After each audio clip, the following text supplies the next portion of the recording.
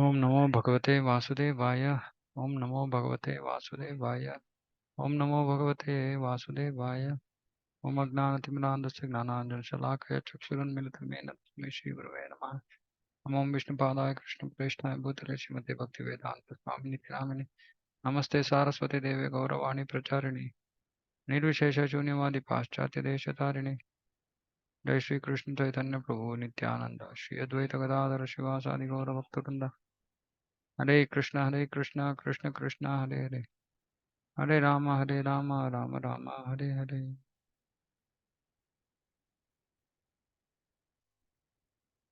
Okay, तो फिर से तीसरा क्लास, जन्म कर्म च मे दिव्यम एवं यो वेत्ति तत्वतः त्यक्त्वा देहं पुनर्जन्म नैति मामेति। सो अर्जुन, आज तात्पर्य पढ़ेंगे। अक्षय प्रभु पढ़ सकते हैं आप? हाँ प्रभु जी, पढ़ता हूँ। तात्पर्य। छठे श्लोक में भगवान के दिव्य धाम से उनके अवतरण की व्याख्या हो चुकी है।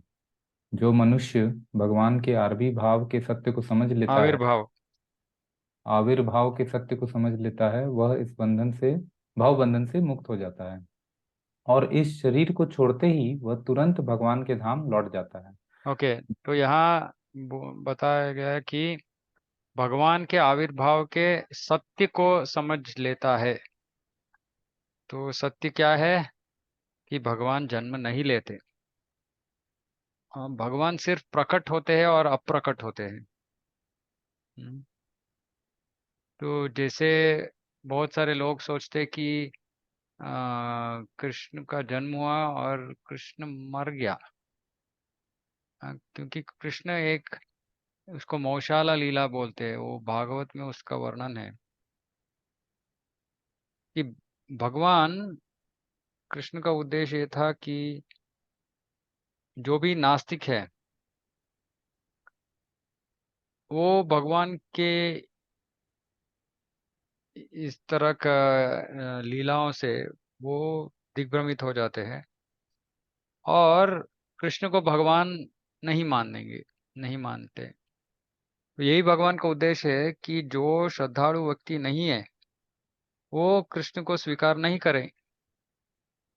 तो कृष्ण इसीलिए ऐसे दिग्भ्रमित करने वाले लीलाओं को रचते हैं। हाँ, और आखिर में भागवत में 125 साल के जो ये लीला है खत्म करके भगवान एक भौतिक शरीर जैसे शरीर को छोड़ के अप्रकट हो जाते हैं। हम्म, और जो व्यक्ति उस शरीर को, जो भी उसको देखा, वो सोच रहा है कि वो एक हंटर था, उसने तीर छोड़ दिया, वो तीर जाके भगवान के पाँव को लगा और भगवान मर गए। क्या पागल है। भगवान ऐसे थोड़ी, जो सामान्य व्यक्ति है वही ऐसे एक बाण से, वो भी कहाँ पाँव में लगा, मरता नहीं, और भगवान को मार दिया इन्होंने। हम्म, तो इसीलिए लोग कृष्ण के ये जो दिव्यत्व है, जन्म और कर्म, आना जाना सब कुछ दिव्य है कृष्ण का। तो सिर्फ वो प्रकट होते हैं और अप्रकट होते हैं, और इन इन लीलाओं से जो दिग्भ्रमित होता है वो नास्तिक है, और भगवान उन जैसे लोगों को दूर ही रखते हैं। क्योंकि नास्तिक जो रहता है वो हर समय वो भगवान का उपस्थिति को निराकारता है, वो नहीं स्वीकार करना है भगवान।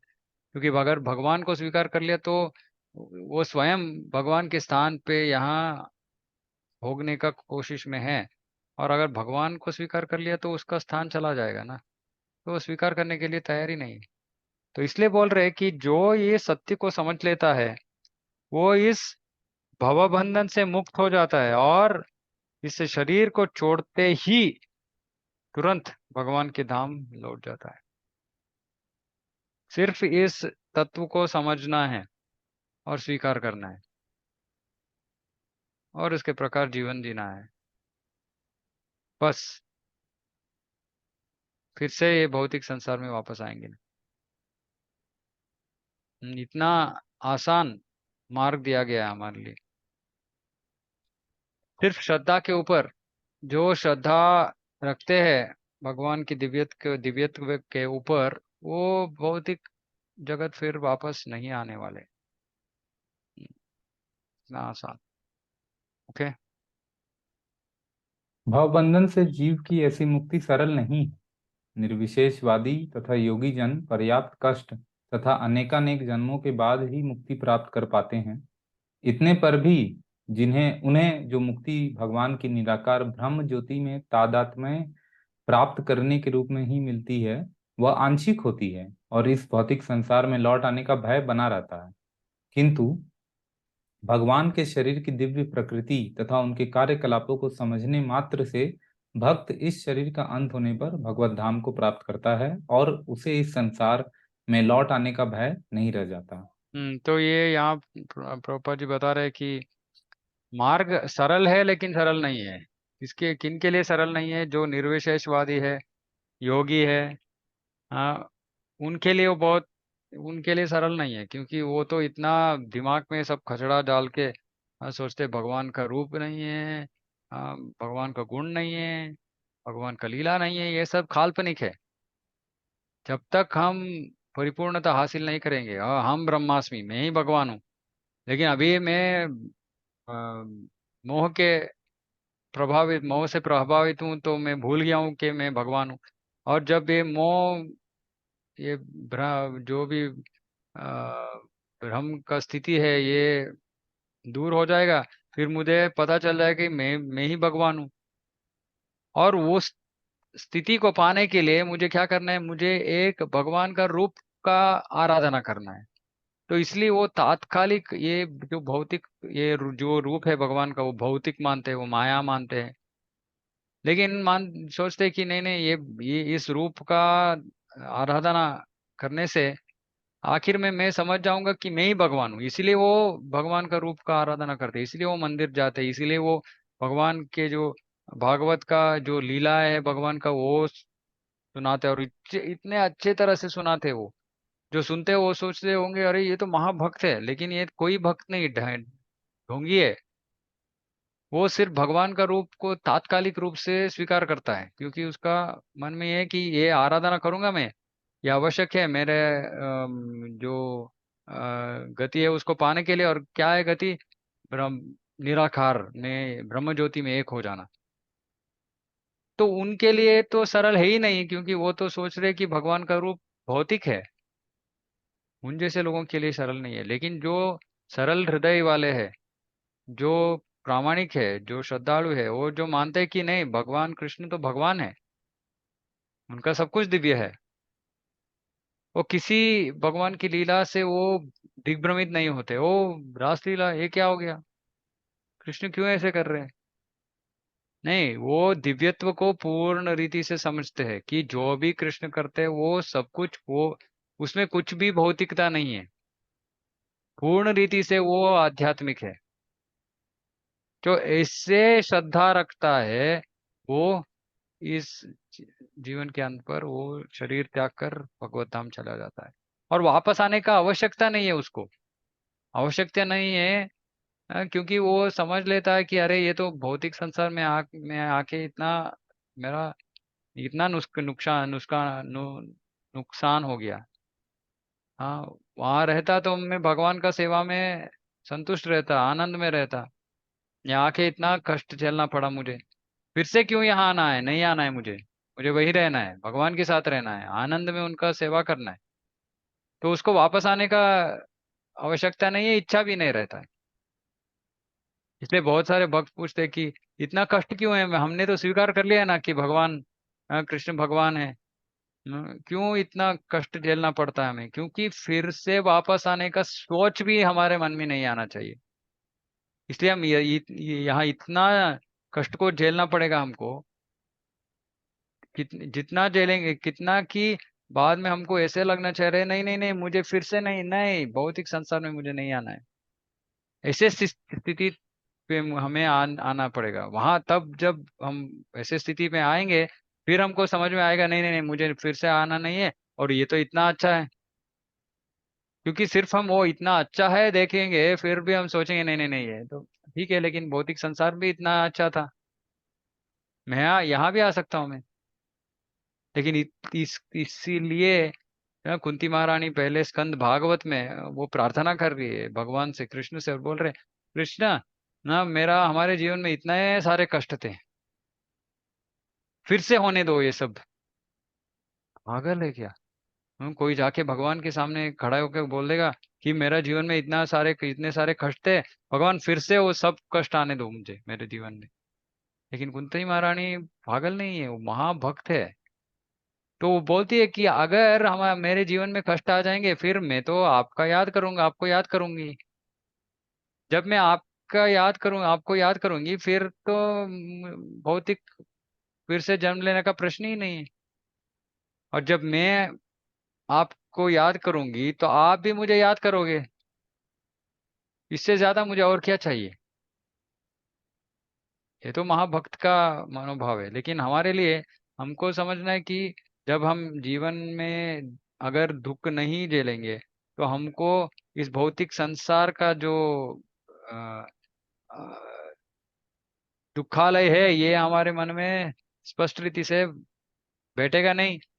और फिर हम सोचेंगे नहीं नहीं, ये जगह भी अच्छा है, क्या प्रॉब्लम क्या है, फिर से मैं यहाँ आना चाहता हूँ। तो इसलिए हम जीवन में कष्ट झेलते हैं, और फिर उसके बाद में हमको समझ में आ जाता है कि नहीं नहीं नहीं, ये मेरे लिए अच्छा जगह नहीं है, मुझे यहाँ फिर से आना नहीं है। तो जाएगा, और वापस आने का सोच नहीं होगा उसमें, उसके मन में जाएगा, और वहीं भगवान की सेवा में वो लुप्त हो जाएगा। हाँ ठीक है, आगे बढ़िए। ब्रह्म संहिता में 5.33 यह बताया गया है कि भगवान के अनेक रूप तथा अवतार हैं। अद्वैतम अच्युतम अनादिम अनंत रूपम। यद्यपि भगवान के अनेक दिव्य रूप हैं, किंतु फिर भी वे अद्वय भगवान हैं। इस तथ्य को विश्वास पूर्वक समझना चाहिए। यद्यपि यह संसारी विद्वानों तथा ज्ञान योगियों के लिए अगम्य है, जैसा कि वेदों पुरुष बोधनी उपनिषद में कहा गया है, एको देवो नित्य लीला अनुर अनुरक्तो भक्ति व्यापी दीदद्यंतर आत्मा। यद्यंतरात्मा, हृदयंतरात्मा। हृदयंतरात्मा एक भगवान अपने निष्काम भक्तों के साथ अनेकानेक दिव्य रूपों में सदैव संबंधित हैं। इस हाँ, वेद निष्काम भक्त ये बहुत प्रमुख है। हाँ, तो जो यहाँ भगवत गीता में जो भक्ति की बात हो रही है यहाँ, ये है निष्काम भक्त। निष्काम भक्ति का मतलब है कि निष्काम भक्ति या केवल भक्ति, शुद्ध भक्ति बोलते हैं हम। हाँ, तो भक्ति में अलग अलग प्रकार की है भक्ति। तो पहले सबसे श्रेष्ठ है केवल भक्ति, शुद्ध भक्ति। और शुद्ध भक्ति का व्याख्या क्या है? अन्याभिलाषिता शून्यम ज्ञान कर्मादानाव्रतम। अन्य अभिलाषा, कोई और अभिलाषा नहीं रखता है भक्त, सिर्फ भगवान की संतृप्ति, ये है शुद्ध भक्ति, केवल भक्ति। और बाकी है मिश्र भक्ति। ये शुद्ध भक्ति है, और बाकी मिश्र भक्ति। मिश्र भक्ति का मतलब है कि कर्म या ज्ञान के साथ साथ भक्ति करते हैं। हम्म। तो ये इसको मिश्र भक्ति बोलते हैं, और ये हमारा जीवन को उद्देश्य नहीं है। तो इसका मतलब क्या है कि हम भक्ति कर रहे हैं, और भक्ति करते हुए भगवान से मांग रहे, ये दो मुझे, वो दो मुझे, मुझे ये चाहिए, वो चाहिए। और भगवान की संतृप्ति के विषय हमारे मन में ही नहीं, सिर्फ हमारा विषय ही है।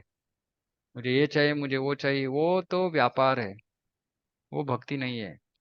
हाँ, लेकिन अगर हम भगवान के पास जा रहे हैं तो उसको भक्ति कहलाती है वो, लेकिन वो शुद्ध नहीं है, वो मिश्र भक्ति है।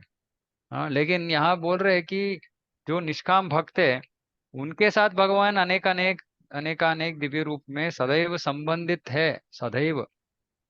हाँ, तो भगवान भक्त के इच्छा के अनुसार रूप लेते हैं। इतना शक्ति है भक्ति में। भक्ति रसामृत सिंधु में बोलते हैं कि ये भौतिक संसार या पूरा सृष्टि में एक ही विषय है जो कृष्ण को नियंत्रित कर सकता है, और वो है शुद्ध भक्ति। शुद्ध भक्ति। केवल भक्ति, केवल केवल भक्ति, इसके लिए उसको केवल भक्ति बोलते हैं। केवल भक्ति से हम भगवान के ऊपर नियंत्रण कर सकते हैं। भगवान नियंत्रित हो जाते हैं। जैसे यशोदा माई कृष्ण को बांध लेती है, इतना शक्ति है शुद्ध भक्ति में। कोई और नहीं कर सकता, लक्ष्मी देवी भी नहीं कर सकती। सिर्फ भगवान के शुद्ध भक्त केवल भक्ति कर सकते हैं। तो ये केवल ये इन भक्तों का इतना कैसा स्तर है देखिए। हाँ, उनके लिए वो जो रूप में भगवान को आराधना करना चाहते हैं, भगवान वो रूप लेके आगे आ जाते हैं। इतना शक्ति है उनकी भक्ति में। हम्म, तो हमारा जीवन का ध्येय भी यही है। बहुत सारे लोग भक्ति के बारे में बताते हैं और बहुत सारे लीला कथा सुनाते हैं, लेकिन जीवन का उद्देश्य क्या है ये सब सुन के भगवान के पास जाके हमारी इच्छाओं का लिस्ट देना नहीं है। उद्देश्य है कि मुझे ये सब मुझे नहीं चाहिए, ये सब छोड़ के मैं आपका शरण ग्रहण करना चाहता हूँ। और आपका संतृप्ति के लिए ही सिर्फ भक्ति करना चाहता हूँ, ये है हमारा उद्देश्य। ये है शुद्ध भक्ति। और प्रभुपाद जी ने बताया कि इस्कॉन शुद्ध भक्ति सिखाने के लिए एक शिक्षण संस्था है। मंदिर बताया नहीं, प्रभुपाद जी ने मंदिर नहीं बोला, इस्कॉन को बोला कि ये शिक्षण संस्था है। कौन सा शिक्षण दे रहे हैं हम लोगों को? शुद्ध भक्ति की। हम्म तो है हमारे मन में स्पष्ट बैठना है कि हम यहाँ भगवान से कुछ मांगने के लिए नहीं आए हैं, अपने आप को उनको देने के लिए आए हैं। ये है हमारा उद्देश्य। ओके, आगे बढ़िए। इस वेद वचन की स्वयं भगवान ने गीता के श्लोक में पुष्टि की है। जो इस सत्य को वेद तथा भगवान के प्रमाण के आधार पर स्वीकार करता है और शुष्क चिंतन में समय नहीं गवाता, वह मुक्ति की चरम सिद्धि प्राप्त करता है। इस सत्य को श्रद्धा पूर्वक स्वीकार करने से मनुष्य निश्चित रूप से मुक्ति लाभ कर सकता है। इस प्रसंग में वैदिक वाक्य तत्वमसि लागू होता है। जो कोई भगवान कृष्ण को परब्रह्म करके जानता है या उनसे यह कहता है कि आप वही परब्रह्म श्री भगवान हैं, वह निश्चित रूप से अविलंब मुक्त हो जाता है। हम्म फलस्वरूप तो यहाँ फलस्वरूप तत्त्वमसि का संस्कृत में अर्थ क्या है? तत्, वो, त्वम, तुम, असी हो, वो तुम हो। तत्व में असी का मतलब है वो तुम हो। तो ये क्या, कौन है ये? हाँ, ये जो निराकारवादी है वो बोलते हैं तत् त्वम असी, तुम वही भगवान हो। हाँ, लेकिन त्वम, तत् का मतलब है ब्रह्मन। ब्रह्मन, तो दो विषय है, एक तो ब्रह्मन है और दूसरा पर ब्रह्मन है। क्योंकि हम सब ब्रह्मन है, आत्मा ब्रह्मन है, लेकिन सब आत्माओं का स्वामी है पर ब्रह्मन, वही भगवान। हम्म, तो यहाँ बोल रहे हैं कि जो भगवान कृष्ण को परब्रह्म, परब्रह्म करके जानता है, परब्रह्मन, परब्रह्मन, संस्कृत में परब्रह्मन है, परब्रह्मन करके जानता है, वो कहता है कि वो आप वही तत्वमसि, आप वही परब्रह्म हो, परब्रह्मन हो, श्री भगवान हो। हम्म जो इसको स्वीकार करेगा वो अविलंब मुक्त हो जाता है। हाँ, फलस्वरूप उसे भगवान की दिव्य संगति की प्राप्त निश्चित हो जाती है। दिव्य संगति, हम कहीं कुछ शक्ति में लीन होने के लिए नहीं जा रहे। हम कहाँ जा रहे हैं? भगवान की संग पाने के लिए। कहाँ? उनके धाम में, उनके घर में। हाँ, दूसरे शब्दों में इससे श्रद्धालु भगवत भक्त सिद्धि प्राप्त करता है। सिद्धि का मतलब यही है, सिद्धि का मतलब है भगवान का धाम, भगवान का सेवा, शुद्ध भक्ति। ओके, आगे बढ़िए प्रभु। इसकी पुष्टि निम्नलिखित वेद वचन से होती है। तमेव विद्वती मृत्युमेति नान्यः पंथा विद्यते अयनाय। श्री भगवान को जान लेने से ही मनुष्य जन्म तथा मृत्यु से मुक्ति की पूर्ण अवस्था प्राप्त कर सकता है। इस सिद्धि को प्राप्त करने का कोई अन्य विकल्प नहीं है। अन्य श्वेताश्वतर विकल्प नहीं है। उपनिषद। अन्य विकल्प नहीं है, अन्य मार्ग नहीं है भगवान को जानने का। हाँ, या भगवान को जानने का नहीं, या इस भौतिक संसार में संसार से बाहर मुक्ति पाने के लिए और कोई मार्ग नहीं है, अन्य मार्ग नहीं है। भगवान को जानना ही एक ही मार्ग है। अगर कोई ज्ञान का मार्ग में है, ध्यान का मार्ग में है, आखिर में उनको योग करना ही है, इसलिए उसको योग या ज्ञान योग बोलते हैं, या ध्यान योग बोलते हैं। योग का मतलब है क्या है? भगवान के साथ हमारा जो संबंध है उसको जानना, वो योग है। तो जब कोई ज्ञान के मार्ग में है, वो जब तक वो भगवान के साथ अपने आप का संबंध नहीं जानता, वो भौतिक संसार से बाहर नहीं जा सकता। तो हर मार्ग में आखिर में योग आवश्यक है, और भक्ति योग में पहले से ही वो योग बना रहता है। तो वो जो भक्ति योगी है वो बहुत आसानी से इस भौतिक संसार से बाहर जा सकते हैं, लेकिन कोई और मार्ग नहीं है। जब तक हम भगवान को समझेंगे नहीं कि भगवान दिव्य है, ये समझेंगे नहीं, हम इस भौतिक संसार से बाहर नहीं जा सकते, हम कुछ भी करें। कोई और दूसरा मार्ग है ही नहीं। श्वेताश्वतर उपनिषद। ओके। इसका कोई विकल्प नहीं है का अर्थ यही है कि जो श्री कृष्ण को श्री भगवान के रूप में नहीं मानता, वह अवश्य ही तमोगुणी है, और मधुपात्र को केवल बाहर से चाट कर या भगवत गीता की विद्वता पूर्ण संसारी विवेचना करके मोक्ष प्राप्त नहीं कर सकता। ये विद्वत्तापूर्ण, विद्वतापूर्ण। ये बहुत सारे लोग है ना, सामान्य लेखक भगवत गीता के बारे में उसके कुछ हम अपने जो भाष्य को लिखते हैं, लेकिन उसको भगवत गीता नहीं बोलना है उन्हें। वो मेरा गीता, मेरे गीता कुछ भी बोल सकते हैं वो, लेकिन वो भगवत गीता नहीं है। क्योंकि ये विद्वत पूर्ण, विद्वत से कुछ नहीं होने वाला है। विद्वत से हम कृष्ण को समझ नहीं सकते। भक्त्या माम अभिजानाति, कृष्ण बोल रहे सिर्फ भक्ति ही मुझे जान सकता है, कोई ज्ञानी, कोई बुद्धिमान व्यक्ति नहीं जान सकता भगवान को। तर्क से भगवान को हम नहीं समझ सकते हैं, तत्व के आधार पर समझ सकते हैं, और तत्व तर्क से ऊपर है। इसका मतलब क्या है? जब हम बोलते हैं कि हाँ, इस भौतिक संसार का सृष्टि कैसे हुआ है, लोग बोलते हैं एक स्फोट, बहुत बड़ा विस्फोट हो गया क्या, बिग बैंग थियरी। अभी अगर हम बोलते कि नहीं, भागवत में है कि ये तो महाविष्णु के चर्म के रंध्रों से बाहर आ रहे हैं ये ब्रह्मांड, तो कौन स्वीकार करेगा इसको? जिसको वेद वाक्य, ये शास्त्र में जिसका श्रद्धा है वो ही स्वीकार करेगा, दूसरा व्यक्ति नहीं स्वीकार करेगा ना। तो अगर वो तर्क के प्रकार सोचता है तो नहीं, ये कैसे हो सकता है? ये कैसे एक व्यक्ति के रंध्रों से, चर्म का रंध्रों से कैसे ब्रह्मांड प्रकट हो सकते हैं? कैसे हो सकता है? नहीं हो सकता है।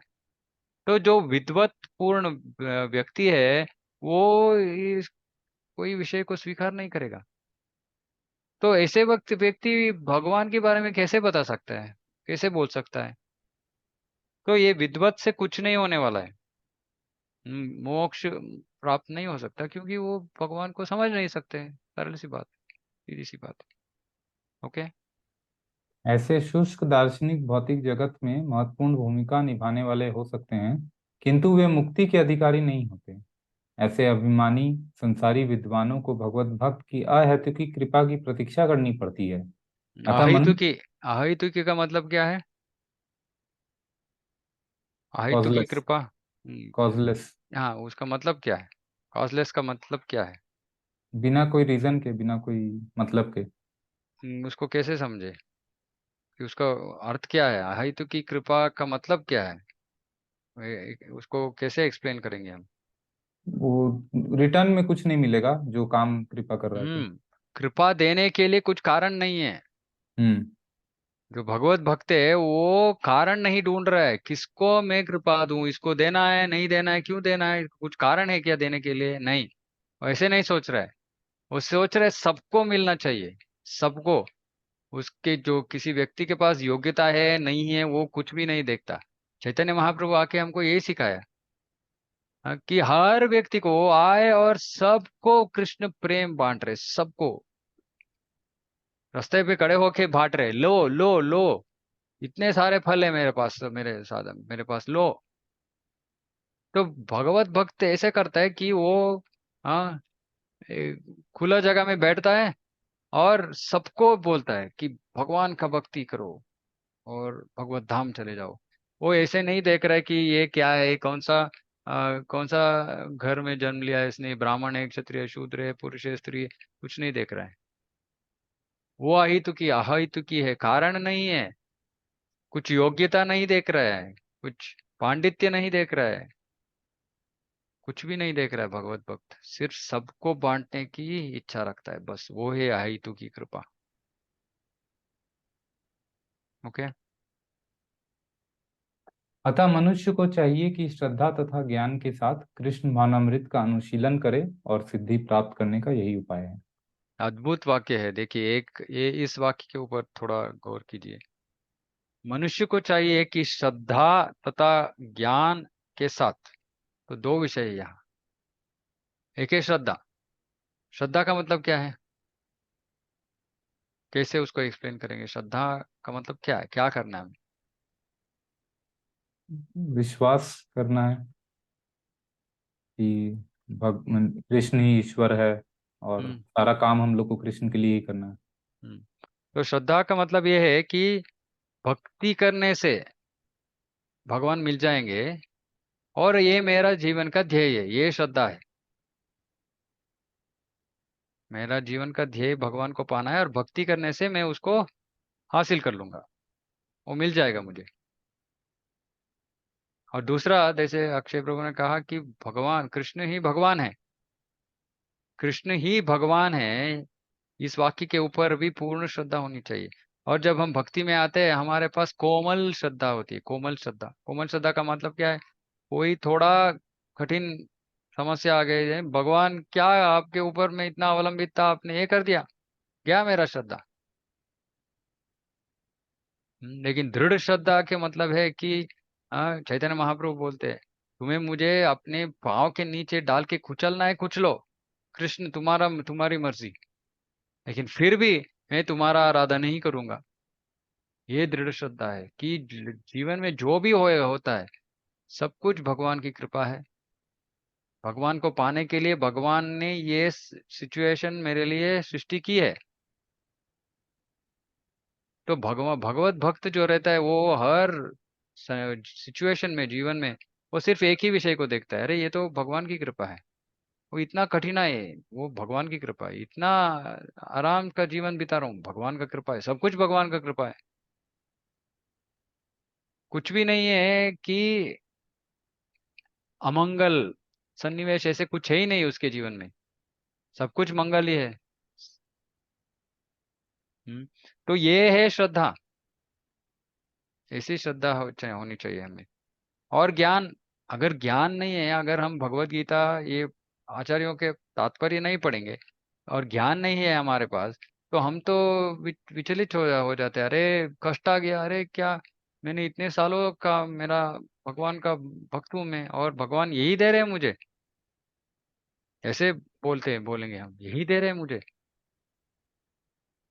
इसका मतलब है श्रद्धा नहीं है और ज्ञान भी नहीं है। और ज्ञान श्रद्धा से दृढ़ होती है, ज्ञान, ज्ञान उल्टा, श्रद्धा ज्ञान से और प्रबल हो जाती है। तो ये आवश्यक है, श्रद्धा भी जो होनी चाहिए, ज्ञान भी चाहिए। तो जो श्रवण नहीं करता है, उसको कुछ समझ में नहीं आएगा। हम्म, जो आचार्यों से श्रवण नहीं करता है, उसको असली सच्चाई क्या है पता नहीं चलेगा उसको। तो जो श्रद्धा और ज्ञान के साथ कृष्ण भावनामृत करता है, हम्म, सिर्फ श्रद्धा, बहुत सारे लोग भावुक, भावना, ओ मैं भगवान को इतना प्यार करता हूँ, मैं ये करता हूँ, वो करता हूँ, लेकिन जब जीवन में कुछ कष्ट आ गया तो भगवान के ऊपर पूरा श्रद्धा है, निकल जाती है। तो श्रद्धा और ज्ञान के साथ कृष्ण भावनामृत का अनुशीलन जो करता है, वो सिद्धि प्राप्त कर कर कर लेगा। सिद्धि प्राप्त करना बहुत मुश्किल नहीं है। कलयुग में विशेष रूप से जो भक्ति का अनुशीलन करता है, कृष्ण भावनामृत का अनुशीलन करता है, वो उसको सिद्धि पाना इतना मुश्किल है ही नहीं। लेकिन इसमें एक बहुत महत्वपूर्ण चीज ये है कि हमें सही मार्गदर्शन का भी आवश्यकता है। सही मार्गदर्शन, और सही और गलत मार्गदर्शन का मतलब क्या है, उसको कैसे समझे? क्या है सही मार्गदर्शन और क्या है गलत मार्गदर्शन? सही मार्गदर्शन का मतलब क्या है? प्रभु कैसे डिसाइड करे कि कुछ सही है या गलत है? प्रभु जी, जो परंपरा से आ रहा है वही सही मार्गदर्शन है। परंपरा तो गुरु साधु शास्त्र, ये हमारे मन में होनी चाहिए। गुरु साधु शास्त्र, ये तीन विषय हमारे मन में सदा रहनी चाहिए। गुरु पहले, शास्त्र पहले, शास्त्र, और शास्त्र के ऊपर साधु जो परंपरा में आए हैं साधु, उन शास्त्र के ऊपर अपनी भाष्य, तात्पर्य जो भी है लिखते हैं। और जो गुरु है वो भी परंपरा में आए हुए हैं, और वो भी गुरु और साधु के प्रकार, उनके ज्ञान, उनके दिया गया ज्ञान के प्रकार वो भी प्रचार करते हैं। जब ये गुरु साधु और शास्त्र एक ही विषय बताते हैं, हाँ, तब हमको समझ में आता है ठीक है, ये गुरु अधिकृत है। ये सही मार्गदर्शन देंगे मुझे। तो इसलिए पहले तो इस्कॉन से बाहर जो है वो तो बहुत, पता नहीं वो कहाँ से बात करते हैं, क्या बात करते हैं, कौन सी परंपरा में है, लेकिन लोग सुनते हैं। क्यों सुनते हैं? ओ, इतनी अच्छी रीति से वो कथा बताता है। ओ, मैं तो ये भागवत सप्ताह में गया था, इतना अद्भुत था। वो इस्कॉन में भी ऐसे नहीं कर सकता, इस्कॉन में नहीं करेंगे हम यहाँ ऐसे। क्योंकि हमारा उद्देश्य ये नहीं कि किसी को ऐसे अट्रैक्ट करना, आकर्षित करके फिर लूटना, ये इस्कॉन वाले का हमारा काम नहीं है। तो ऐसे हम किसी को आकर्षण नहीं करते। हम बोलते हैं सप्ताह से कुछ फायदा नहीं है। 7 दिन सुनो और बाद में साथ साथ 7 दिन सुन रहे हो और साथ साथ में भी तुम्हारा जो सामान्य जीवन है चल रहा है। हाँ, चाय पी रहे हो, बाहर ये कर रहे हो, हाँ, मांस भक्षण कर रहे हो, ये कर रहे हो, वो कर रहे हो। ये क्या जीवन है? ये भागवत श्रवण करने का विधि नहीं है।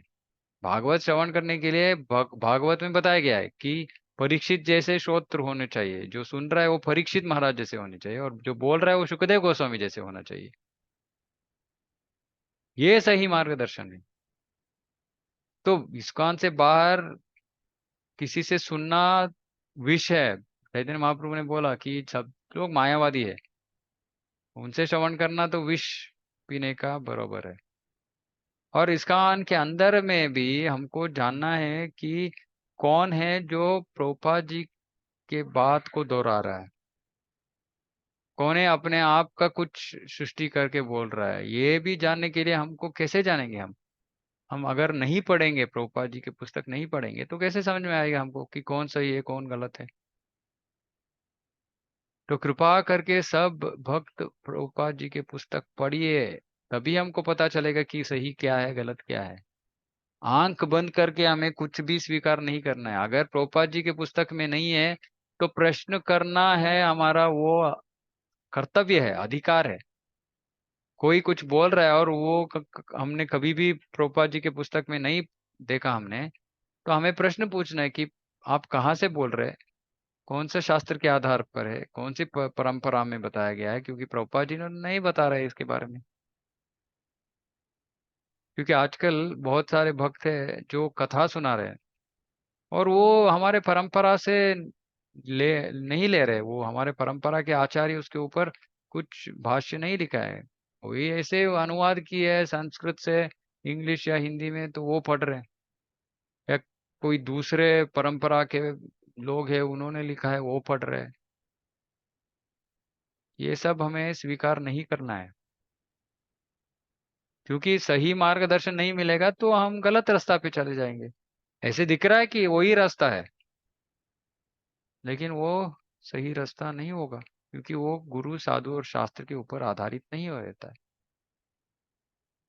तो कोई अच्छे बहुत अच्छा बात करता है, हाँ, इससे आप आकर्षित मत हो जाइए। हाँ, लेकिन वो कहाँ से बात कर रहे हैं, कौन सी शास्त्र है, कौन सी परंपरा है, ये सब समझ के फिर श्रवण कीजिए। और जब हमको प्रभुपाद जी के जो तात्पर्य में वो हम उसका श्रवण करेंगे तो वो सही मार्गदर्शन है, और वो हमें सिद्धि तक लेके जाएगी।